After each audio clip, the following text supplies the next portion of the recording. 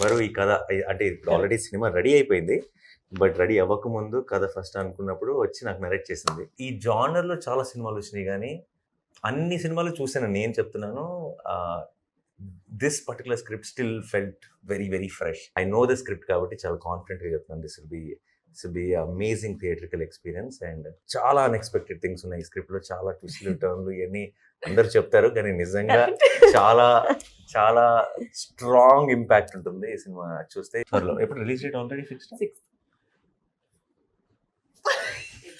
నా 2, 3 స్కెడ్యూల్స్ తర్వాత ప్యారేజ్ స్కెడ్యూల్స్ తర్వాత వచ్చి కట్ చెప్పింది. సినిమా తీసేసి రిలీజ్ డేట్ నాకు ఇంకా 4 స్కెడ్యూల్స్ ఉన్నాయి. I like the speed, I like the face and with that quality that's amazing. బరువు ఈ కథ అంటే ఇప్పుడు ఆల్రెడీ సినిమా రెడీ అయిపోయింది. బట్ రెడీ అవ్వకముందు కథ ఫస్ట్ అనుకున్నప్పుడు వచ్చి నాకు నరేట్ చేసింది. ఈ జానర్‌లో చాలా సినిమాలు వచ్చినాయి గానీ, అన్ని సినిమాలు చూసాను నేను చెప్తున్నాను.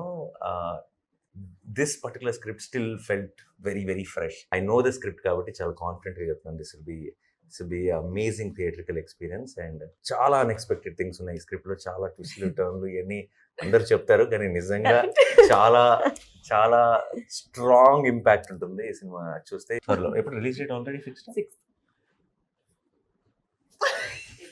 నా 2, 3 స్కెడ్యూల్స్ తర్వాత ప్యారేజ్ స్కెడ్యూల్స్ తర్వాత వచ్చి కట్ చెప్పింది. సినిమా తీసేసి రిలీజ్ డేట్ నాకు ఇంకా 4 స్కెడ్యూల్స్ ఉన్నాయి.